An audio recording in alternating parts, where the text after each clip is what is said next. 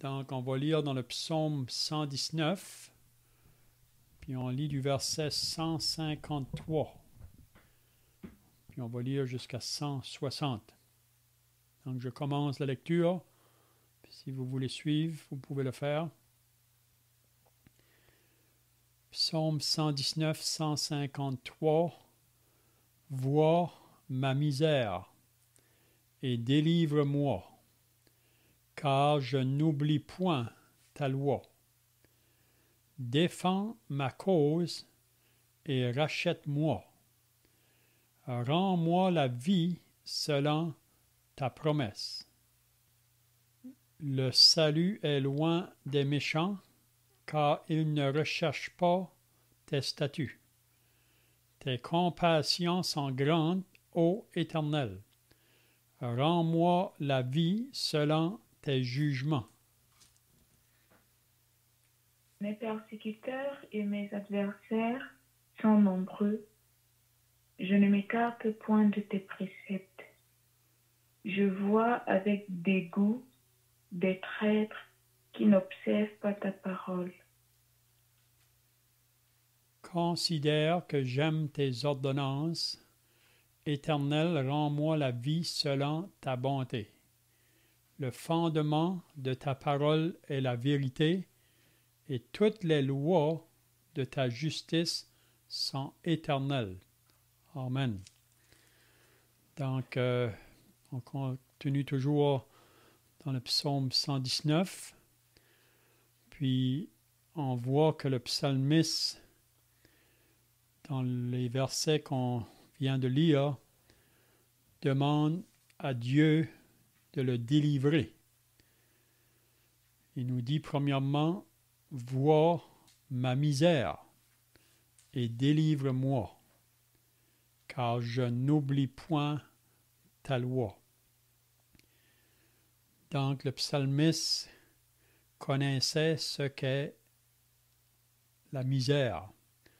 Puis on peut penser que la raison, probablement, qu'il était dans la misère, c'est probablement ses adversaires ou ceux qui l'entouraient, qui lui retiraient peut-être ses biens. Puis il se voit dans la misère. Comme qu'on a dit dans les semaines passées, si vous lisez le psaume 119 attentivement, vous allez voir que le psalmiste, son grand désir, c'est d'obéir la loi de Dieu, d'obéir ses ordonnances, ses commandements, ses préceptes. Mais on voit tout le long de ce psaume qu'il y a les adversaires qui s'opposent à celui qui veut obéir la loi. Puis on a beaucoup d'exemples de ça dans la parole de Dieu. Si vous avez lu dans l'Ancien Testament, vous allez lire à propos des serviteurs de Dieu ou des prophètes de Dieu parce qu'ils se sont attachés à la parole de Dieu. Ils rencontraient beaucoup d'opposition, même qu'on leur enlevait leurs biens. Puis parfois, ils étaient dans des circonstances très difficiles. On peut voir la même chose aussi dans le Nouveau Testament. Si vous lisez les voyages de l'apôtre Paul, Paul nous dit qu'il a été souvent en péril. Il a été souvent en danger de mort pour la cause de l'Évangile. Puis si vous vous rappelez l'étude biblique qu'on a eue jeudi soir passé, c'est concernant Jésus qui enseigne ses disciples là, avant de les envoyer en mission, qu'ils seraient haïs de tous à cause de son nom. Donc à cause de son nom, ils vont rencontrer beaucoup de la haine. Même Jésus disait de leur propre famille. Il disait que le frère livrera son frère à la mort. Les parents livreront leurs enfants à la mort, ou les enfants livreront leurs parents à la mort. Parce que ceux qui ont cru, il y a comment je dirais, une séparation avec ceux qui n'ont pas cru. Même dans une famille, Jésus a dit que peut-être 2 vont croire, 3 ne croiront pas. Donc, souvent, quand on croit à Jésus, associé avec la famille, là, les autres qui ne croient pas, souvent vont persécuter ceux qui ont cru. Donc, on a beaucoup d'exemples dans la parole de Dieu comme ça. Donc, le peuple de Dieu a rencontré beaucoup, souvent, de misère à cause du mépris, du rejet qu'ils ont eu de la part du monde autour d'eux. On a l'exemple de Pierre qui nous dit dans son épître, là, si on lit au chapitre 4 de l'épître de Pierre, Pierre nous parle que parce qu'on ne veut plus marcher dans le même débordement de débauche où on marchait autrefois avec ceux avec qui on se tenait avant le salut, maintenant que nous sommes sauvés, nous voulons suivre Jésus, nous voulons marcher dans l'obéissance à sa parole. Donc, on ne veut plus aller dans les places où on allait autrefois, qui sont contraires à la pensée de Dieu ou qui ne sont pas agréables à Dieu. Donc, à cause de cela, parce qu'on ne veut plus aller dans les mêmes places, nos amis d'autrefois, si on peut dire, ils vont nous persécuter. Ils vont nous calomnier même, Pierre nous dit. Qu'est-ce que ça veut dire, calomnier? Ça veut dire qu'ils vont dire des choses fausses à propos de nous, dans le but de nous outrager ou le but de nous faire du mal. Donc, beaucoup de chrétiens, au début, par la persécution, ils ont tout perdu. Il y en a qui ont perdu leurs biens. Donc, souvent, ils étaient dans des conditions très difficiles, très difficiles. Mais on voit ici le psalmiste, pour ceux qui viennent d'ajouter, là, on est dans le psaume 119, on est au verset 153. Donc, le psalmiste dit « Vois ma misère et délivre-moi ». Donc, on voit l'auteur de ce psaume, quand il est dans un état misérable, il intercède ou il appelle Dieu pour le délivrer. Vous vous rappelez, la semaine passée, on avait regardé à partir du verset 145, puis ça nous disait un peu la même chose. « Je t'invoque de tout mon cœur, exauce-moi, Éternel. » Ou le verset 146, il dit « Je t'invoque, sauve-moi. » Donc ici, il va dire « Vois ma misère et délivre-moi. » Donc, il demande la délivrance, que le Seigneur vienne à son aide. Puis je crois que le Seigneur a toujours pourvu aux besoins de ses enfants. David nous dit dans le psaume 23, si vous vous rappelez, « L'Éternel est mon berger.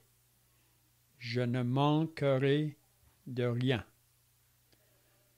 Donc, David pouvait reconnaître que l'Éternel est son berger, puis l'Éternel ne peut jamais manquer pour ce qui concerne mes besoins. Donc, je ne manquerai de rien. Il me fait reposer dans de verts pâturages. Il me dirige près des eaux paisibles. Il restaure mon âme. Il pouvait dire, quand je marche dans la vallée de l'ombre de la mort, je ne crains aucun mal, car tu es avec moi. Donc, on voit que David avait la certitude, l'assurance que l'Éternel allait jamais le laisser. Donc, c'est un peu la même pensée ici. Vois ma misère et délivre-moi, car je n'oublie point ta loi. L'auteur de ce psaume, son désir, c'est d'obéir à la loi de Dieu. Coûte que coûte, il ne va pas faire de compromis face à des persécutions ou à de l'opposition. Si vous vous rappelez de l'histoire de Joseph, Joseph, dans la maison de son père, était haï par ses frères. Pourquoi que les frères de Joseph l'haïssaient? Est-ce qu'ils avaient des raisons d'haïr Joseph? Est-ce que quelqu'un a des pensées ici? Pourquoi que Joseph était haï par ses frères? Est-ce que vous avez des pensées? En fait, on voit plusieurs raisons qui sont invoquées dans la Bible pourquoi Joseph était haï. Premièrement, il rapportait les mauvaises choses de ses frères à son père. Ses frères n'appréciaient pas beaucoup. Deuxièmement, Joseph avait eu ses rêves qui étaient prophétiques et qui le plaçaient lui au premier rang, ce que ses frères, encore une fois, n'aimaient pas beaucoup. Et son père traitait Joseph avec un certain privilège, si on peut dire ainsi. On sait qu'il lui avait fait, entre autres, un manteau de plusieurs couleurs. Donc, il y avait une espèce de privilège ou de favoritisme à l'égard de Joseph, qui était le premier-né de la femme que Jacob aimait. Et ses frères voyaient et ressentaient toutes ces choses-là. Sans en plus considérer le cœur de l'homme, qui est enclin à être jaloux et à envier et à avoir de mauvaises pensées. On se rappelle aussi que quand que Jacob a demandé à Joseph d'aller visiter ses frères qui se trouvaient dans les champs là, on voit que Joseph n'a pas hésité, même s'il savait que ses frères ne l'aimaient pas. Mais Joseph s'est quand même dirigé vers eux autres. Puis vous savez que quand ses frères l'ont vu, ils ont dit entre eux autres, il faut le mettre à mort. Puis vous vous rappelez qu'ils l'avaient jeté dans la citerne. Puis on peut s'imaginer Joseph dans la citerne, probablement comme le psalmiste ici. Joseph se voyait dans une grande, comment je dirais, misère ou une grande détresse. Puis on peut croire que Joseph aura prié Dieu. Puis on va voir tout au long de la vie de Joseph qu'il n'y a jamais de vengeance dans le cœur de Joseph. Ses frères, après, ils vont le sortir de la citerne, là, parce qu'ils vont le vendre à des passants. Puis ça nous dit que Joseph va être amené en Égypte, dans la maison d'un maître qui s'appelle Potiphar. Puis là, dans la maison, Dieu est avec lui. C'est ça qu'on remarque. Partout où Joseph était, l'Éternel était avec lui. Donc Joseph, où est-ce qu'il trouvait sa joie? C'était pas dans les circonstances qui l'entouraient, parce qu'il y avait beaucoup de circonstances qui auraient pu enlever sa joie. Mais sa joie, vraiment, c'était de regarder à son Sauveur, regarder à Dieu. Qu'est-ce qui importait pour Joseph? C'est de faire ce qui est bien. Il était disposé dans son cœur de faire ce qui est bien, partout où il était. Même dans la maison de Potiphar, vous vous rappelez que la femme de Potiphar, à un moment donné, elle voulait que Joseph couche avec elle. Elle savait comment elle a été attirée vers ce jeune homme-là. Ça nous dit qu'il était un jeune homme qui était beau de visage, puis en plus, tout ce qu'il faisait avec ses mains, il réussissait. Donc, cette femme-là a été attirée vers ce jeune homme-là. Mais vous vous rappelez qu'est-ce que Joseph a fait? Il s'est enfui d'elle.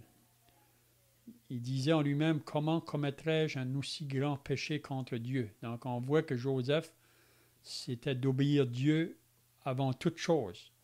Puis vous savez qu'est-ce qui est arrivé à cause de ça? Il a été mis en prison par la suite. Mais encore là, dans la prison, l'Éternel était avec lui. Donc, c'est pour ça que nous n'avons pas à craindre les hommes, même si les hommes planifient de nous faire du mal, ou de nous mépriser, ou de nous rejeter. on a toujours un recours à l'Éternel. Et donc, vois ma misère et délivre-moi, car je n'oublie point ta loi. On a le même exemple avec Jérémie. Si vous vous rappelez du prophète Jérémie, lui aussi a été jeté dans une citerne. Mais Dieu a intervenu, puis il a fait qu'il a sorti de là. Donc, je ne sais pas si vous avez d'autres pensées ici, là. Donc, 154, il va dire « Défends ma cause et rachète-moi. Rends-moi la vie selon ta promesse. » Donc, ici, encore, on voit le psalmiste qui va dire « Défends ma cause ». Probablement qu'il pouvait être dans des conditions encore là pas faciles. On a l'exemple aussi de l'apôtre Paul. Même Jésus, quand il a envoyé ses disciples en mission, là, il pouvait leur dire que vous allez comparaître devant des gouverneurs, devant les chefs religieux, mais vous n'avez pas à craindre ce que vous aurez à dire. Donc, il faut simplement nous reposer sur les promesses du Seigneur. Donc, face à de l'opposition ou de la persécution de la part de ceux qui nous entourent, on peut intercéder devant le Seigneur. Défends ma cause et rachète-moi, rends-moi la vie selon ta promesse. Je ne sais pas si vous avez d'autres pensées ici.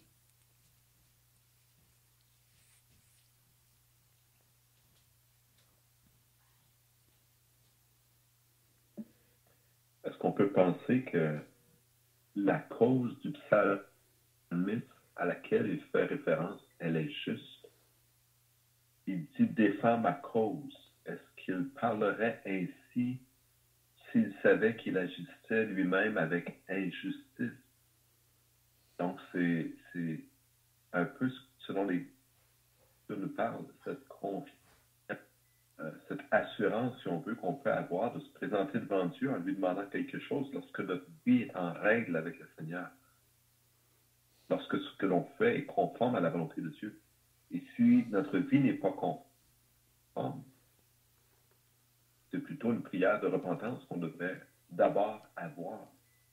Et Dieu pardonne et Dieu est prêt à prendre notre défense, à nous racheter, à être avec nous à notre côté. Dieu ne nous rejette jamais. C'est nous qui nous éloignons de Dieu et non Dieu qui s'éloigne de nous. Ou si Dieu s'éloigne de nous, c'est parce que nous nous sommes éloignés et nous sommes entrés dans le péché. Et le péché, bien sûr, nous éloigne de Dieu. Donc, il y a cette pensée, si on peut dire, que le psalmiste a cette confiance de s'approcher de Dieu, de lui demander son secours et d'être défendu par Dieu, parce qu'il sait que les désirs de son cœur sont conformes à la parole, à la volonté de Dieu.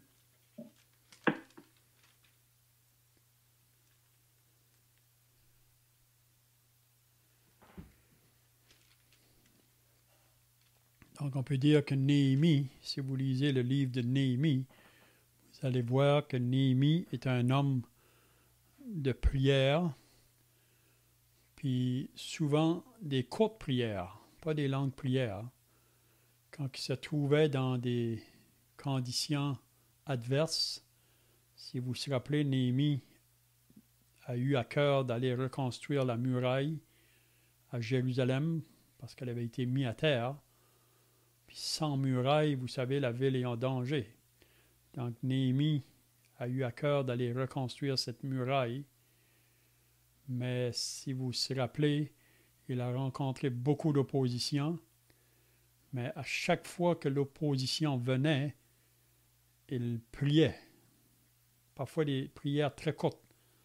Il demandait à Dieu pour sa protection. Puis parce qu'il était dans la volonté de Dieu, il savait que Dieu allait toujours venir à son aide, comme qui vient d'être dit. Donc, défends ma cause et rachète-moi. On a l'exemple du Seigneur Jésus.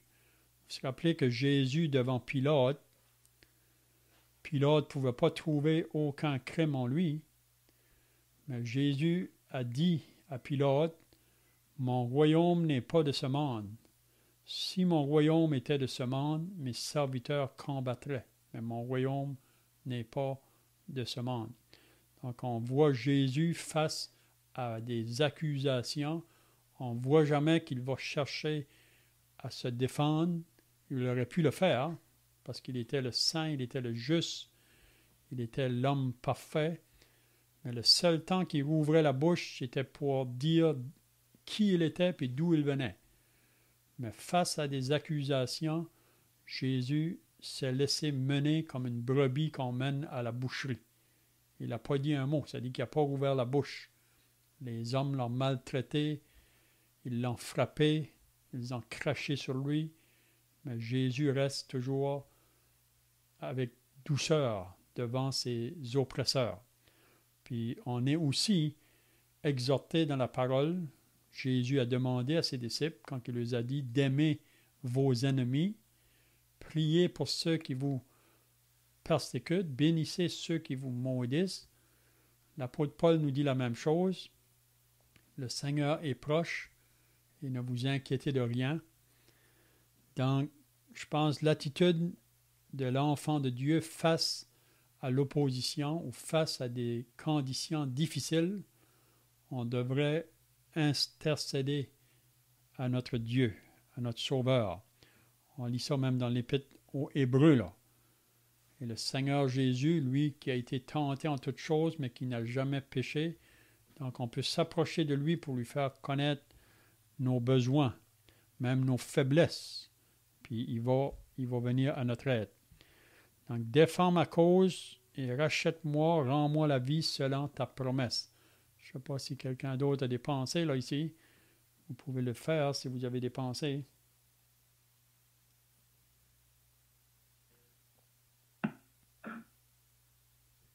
En parlant de l'assurance dans la prière, ça me faisait penser à Jésus lorsqu'il a ressuscité Lazare, et c'était pas quand même une petite chose, ressusciter des morts, Lazare. Et on sait, avant de dire à Lazare de sortir du tombeau, que le Seigneur a prié Dieu et qu'il a dit, pour moi, je savais que tu m'exauces toujours, mais j'ai parlé à cause de la foule qui m'entoure, afin que c'est toi qui m'as envoyé. On lit ça dans l'évangile de Jean, chapitre 11. On voit donc cette assurance, cette confiance du Seigneur Jésus en son Dieu, en Dieu lui-même. Et on voit la raison, le but de sa prière, c'est afin que nous aussi nous croyons, comme le Seigneur Jésus a cru.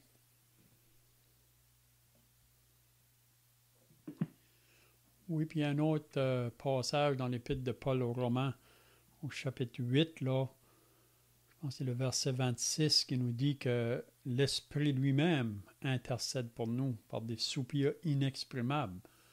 Donc, parfois, ça nous arrive dans des conditions où parfois on peut simplement se placer devant le Seigneur. On dirait qu'on ne trouve pas de mots à dire, mais l'Esprit de Dieu intercède pour nous.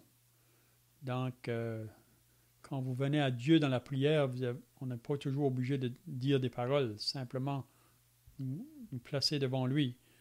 Puis le Saint-Esprit peut intercéder pour nous. Donc le verset 155, il va dire « Le salut est loin des méchants, car ils ne recherchent pas tes statuts. » Donc ici, on voit que le psalmiste parle des méchants. Les méchants, ce sont ceux qui ne sont pas convertis à Dieu. On voit dans la parole, il y a le juste ou le méchant. Mais on sait que par nature, nous sommes tous méchants, parce qu'on a tous entré dans ce monde avec cette nature du péché, puis nous avons tous, comme des brebis errantes, on suivait notre propre voie. Mais on peut rendre grâce à Dieu pour tous ceux qui ont répondu à l'appel de l'Évangile. Parce qu'avant d'être sauvés, on était associés à être injustes. C'est ça que la parole de Dieu dit. Christ, le juste, est mort pour nous, les injustes. Donc, il faut toujours réaliser ce qu'on était autrefois. Mais c'est simplement la grâce de Dieu qui a fait de nous que nous puissions être déclarés justes devant Dieu grâce à son Fils qu'on a accepté, qu'on a cru en lui. Mais le monde autour de nous qui n'ont pas encore répondu à l'appel, ils sont associés vraiment à la vie des méchants. Et même si vous lisez le psaume 1er, c'est ça qu'il dit aussi là. Il y a l'homme heureux, l'homme qui est justifié devant Dieu, mais il y a l'homme méchant, celui qui n'a pas encore répondu à l'appel. Puis on sait que le désir de Dieu, il ne veut pas que le méchant meure ou qu'il périsse. Il veut que le méchant se repente. Donc ici, il dit le salut est loin des méchants, car ils ne recherchent pas tes statuts. Donc la raison vraiment que le salut est loin, c'est pas que Dieu ne veut pas les sauver. Si vous lisez dans Ésaïe 59, ça nous dit que la main de l'Éternel n'est pas trop courte pour sauver, ni son oreille trop dure pour entendre, mais ce sont vos péchés, ce sont vos crimes qui mettent une séparation entre vous et votre Dieu. Donc, la main de Dieu n'est pas trop courte pour sauver. Dieu peut sauver. Dieu veut entendre. Mais le problème n'est pas du côté de Dieu. Il est du côté de l'homme qui veut continuer dans sa propre voie, qui refuse vraiment de se repentir, de se mettre d'accord avec Dieu. Donc, le salut est loin des méchants, car ils ne recherchent pas tes statuts. Donc, l'homme qui veut marcher, continuer à marcher dans sa propre voie, il n'est pas intéressé à venir pour connaître les commandements de Dieu ou les ordonnances de Dieu.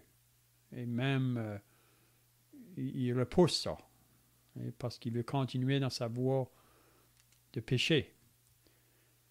Donc, je ne sais pas si vous avez d'autres pensées, là, le psaume 150, le verset 155.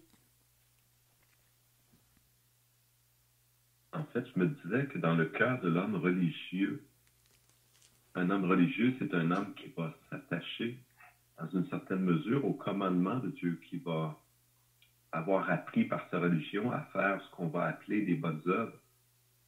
Et en lisant ce verset, je me disais qu'il pouvait penser que lui, en faisant des bonnes œuvres, c'est accumuler beaucoup de points et qu'il est donc plus proche du salut. Et je voulais juste clarifier que c'est pas de ça dont parle ce verset-là du tout, du tout, du tout. On n'est pas sauvé en raison des bonnes œuvres que l'on fait. Et l'homme religieux pourrait penser que le méchant ne fait pas de bonnes œuvres, donc il n'accumule pas de points, de mérite, si vous voulez, devant Dieu. Et c'est pourquoi il est loin encore. Son âme est loin d'être sauvée. Mais on sait que c'est pas comme ça, comme tu l'as exprimé. Le salut ne fonctionne pas par nos mérites. Donc, cette pensée, elle est fausse. C'est pas ce que indique ce verset. En fait, si on cherche Dieu, la Bible nous dit on va le trouver.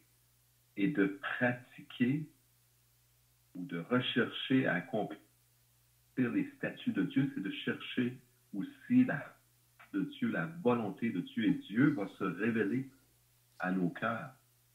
Donc, c'est pas en vain que l'on fait le bien. C'est toujours bien de faire le bien. Mais si on le fait en cherchant la face de Dieu, Dieu va se révéler à nous. Comme je l'ai mentionné, donc, Jésus a dit à celui qui cherche me trouve. Donc, il faut chercher Dieu.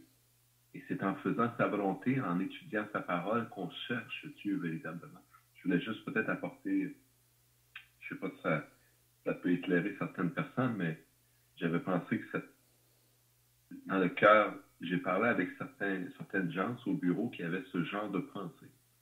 que à leurs yeux, à eux, le fait qu'ils faisaient des bonnes œuvres, des prières, des aumônes, un pèlerinage, qu'importe, là, pour eux, c'était comme s'accumuler des crédits, des points, hein, des mérites devant Dieu à cause de leurs bonnes œuvres, et donc ils se sentaient plus près de la vie éternelle.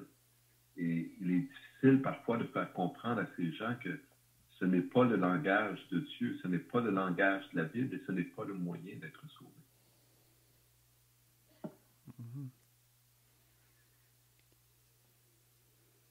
C'est pour ça que Paul a dit dans l'Épître aux Éphésiens, c'est par la grâce que vous êtes sauvés, par le moyen de la foi. C'est un don de Dieu. Oui, ce n'est point par les œuvres, afin que personne ne se glorifie. Donc, on ne peut pas arriver à Dieu par le moyen des œuvres.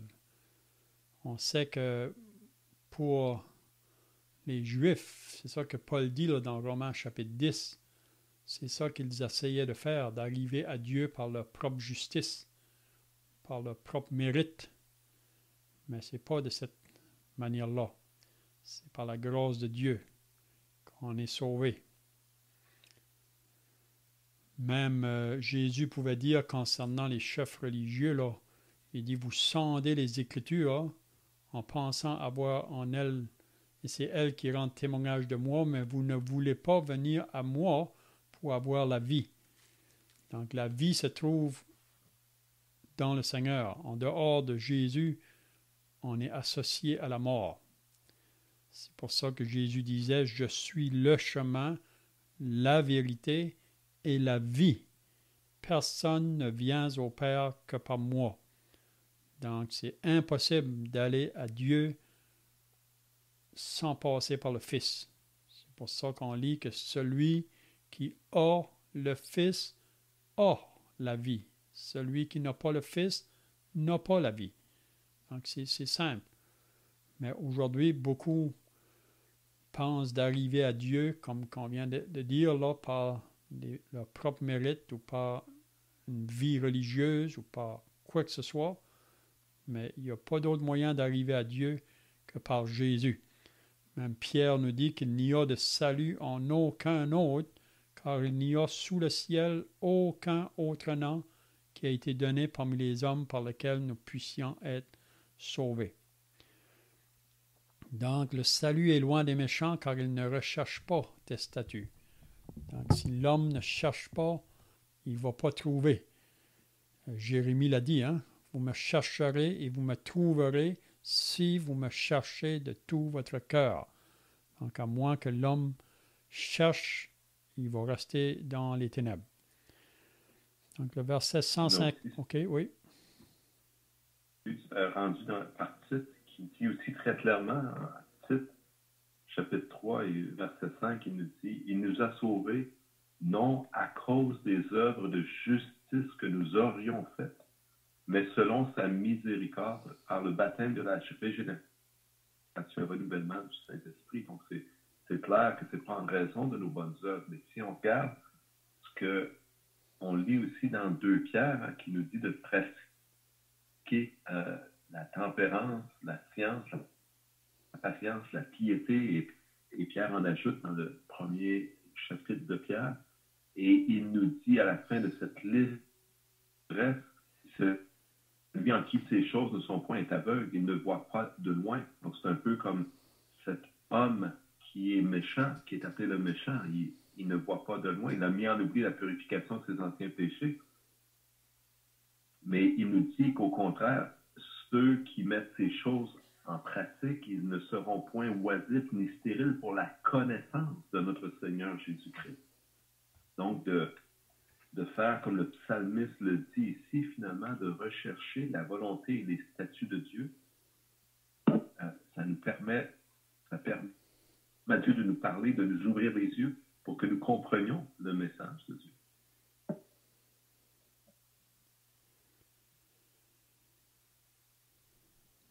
Donc, 156, tes compassions sont grandes, ô Éternel.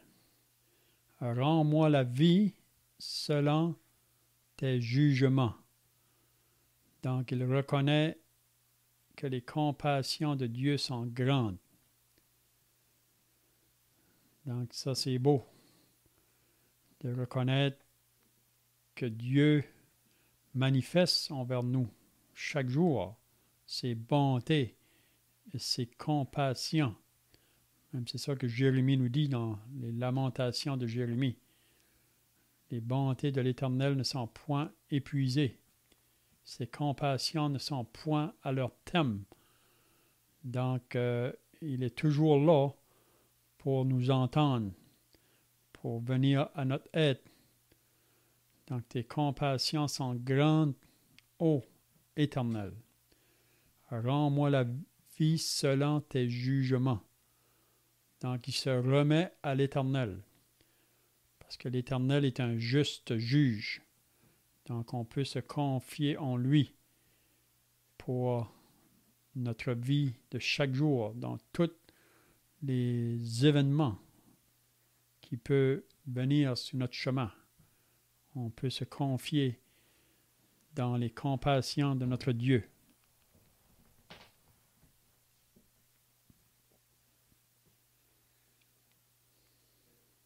Si je peux me permettre, avec ce verset, quand le psalmiste mentionne tes compassions sont grandes ou éternelles, on a parlé tout à l'heure de l'assurance dans la prière, de l'assurance du Seigneur Jésus, par exemple, cette parfaite assurance. Et on sait que le Seigneur Jésus est pur et sans tache. Pour nous, nous sommes des pécheurs. Mais nous n'avons pas raison de ne pas avoir d'assurance dans nos prières devant Dieu parce que Dieu nous pardonne. Et comme le dit le psalmiste ici, c'est merveilleux pour nous. Les compassions de Dieu sont grandes. Donc, on doit en fait avoir cette confiance que Dieu nous aime, que Dieu nous pardonne. Le message qu'on reçoit du ciel par la parole de Dieu, c'est que Dieu est amour. Dieu nous aime. Dieu nous aime au point qu'il a même donné son Fils pour que nous ne périssions point, mais que nous soyons sauvés. L'amour de Dieu a été manifesté du haut. Le Père et le Fils ont contribué avec le Saint-Esprit pour nous montrer, démontrer même cet amour. Dieu, ce n'est pas un amour en parole seulement, c'est un amour en action qu'on peut voir et juger de nos yeux. Dieu nous aime. Et on peut avoir cette pleine assurance que Dieu nous pardonne si on vient auprès de lui dans la repentance. Dieu a compassion et ses compassions sont grandes. C'est pas comme si Dieu était à court de compassion et sur le bord d'être tanné de nous pardonner. Pas du tout. Dieu est toujours avec un grand cœur disposé à nous pardonner. Et on doit donc s'approcher de lui avec cette confiance qu'il nous aime et qu'il désire nous pardonner et qu'il porte attention à nous, que nous sommes précieux à ses yeux, qu'il désire nous écouter et nous aider dans notre marche avec lui et si bas. Donc, comme tu disais, Léon, c'est vraiment un petit bout de terre. Tes compassions sont grandes, ô Éternel, et c'est tellement beau. Et c'est beau parce que c'est un verset qui est d'application pour nous dans notre vie à tous les jours. Et on doit se souvenir de ces choses. Même si la adversité doit nous prendre, doit nous surprendre, doit nous atteindre, le mal, la douleur, la maladie ou qu'importe quoi, ça ne veut pas dire que Dieu nous a abandonnés. Ça ne veut pas dire que Dieu ne nous aime pas. Dieu est toujours plein de compassion et nous comptons toujours pour lui et Dieu nous aime et ne nous abandonnera jamais. Jésus nous l'a promis, je suis avec vous tous les jours jusqu'à la fin du monde. Donc les compassions de Dieu qui nous sont manifestées par sa parole et par ses gestes, par son amour qu'il nous a démontré sur la croix, en offrant même son propre Fils pour nos péchés, pour nos iniquités. Donc, je voulais juste ajouter cette pensée, si tu permets.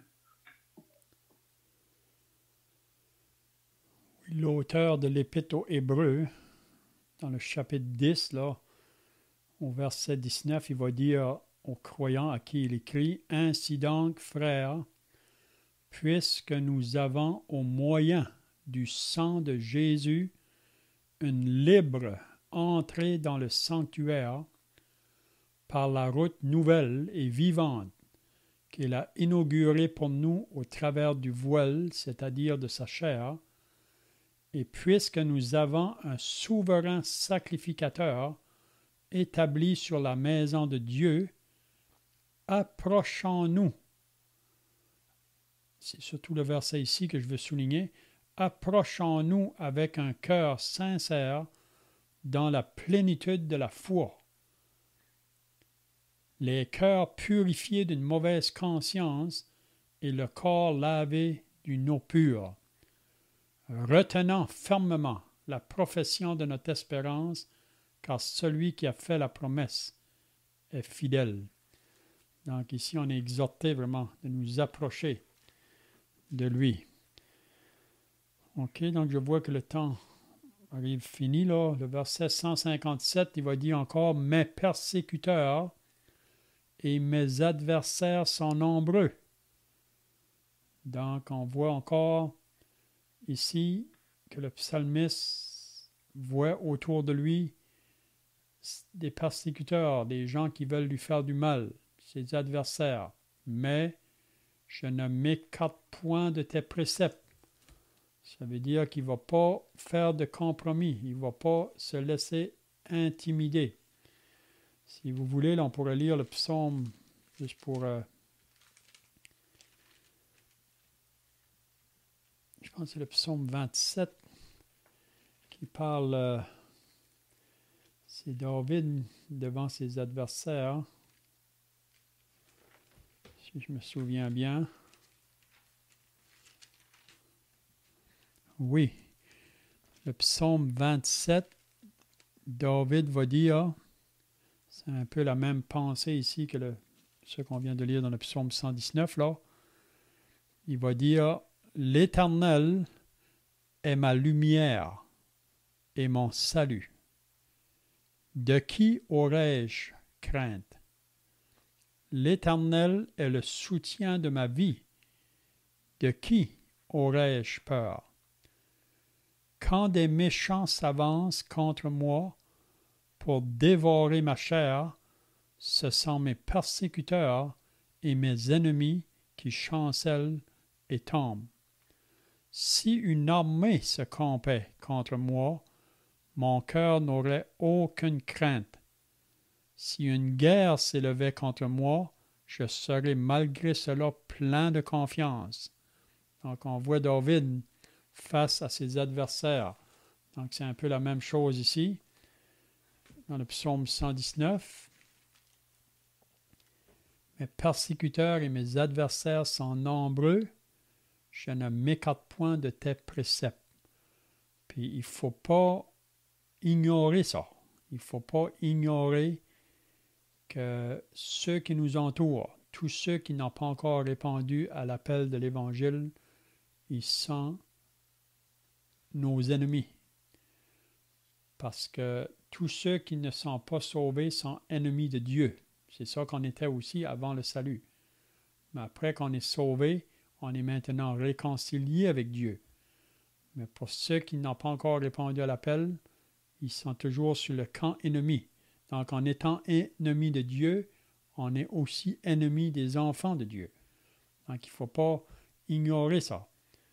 Qu'il y a un monde autour de nous qui vont vouloir nous faire la guerre ou nous opposer.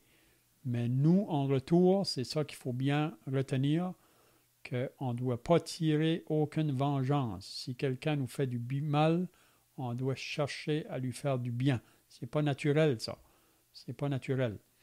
Mais Paul nous dit dans l'Épître aux Romains, chapitre 12, si vous lisez, « Si ton ennemi a faim, donne-lui à manger. S'il y a soif, donne-lui à boire. » Qu'est-ce que Paul veut nous enseigner? Que ce n'est pas à nous de tirer vengeance à ceux qui nous font du mal. On laisse ça à Dieu. Hein? Donc, on continue à obéir la parole. On ne se laisse pas intimider.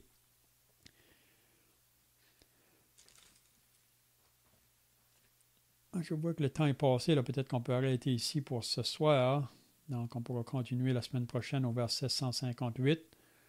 Il vient encore avec la même pensée là, de ceux qui s'opposent. Donc, à moins que vous avez d'autres pensées, là. Sinon, on va terminer par la prière. Ensuite, on peut chanter un cantique pour terminer.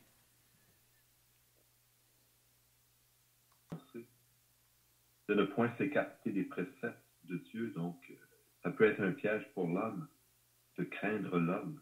C'est quelque chose qui est clairement indiqué dans la parole et on peut être entraîné loin de la volonté de Dieu à cause des hommes. Parfois, c'est par une amitié avec quelqu'un qui ne recherche pas la volonté de Dieu. Donc, ça peut être, en fait, c'est ce que la Bible appelle méchant.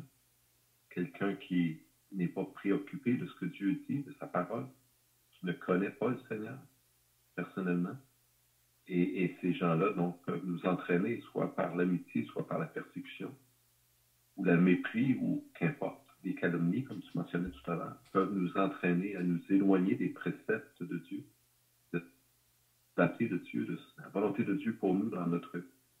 Et le psalmiste, ce qu'il exprime ici clairement, c'est qu'il ne se laisse pas entraîner malgré le nombre et la force, si on veut, des adversaires. Il demeure ferme dans son intention et dans sa volonté et dans ses actions de suivre Dieu.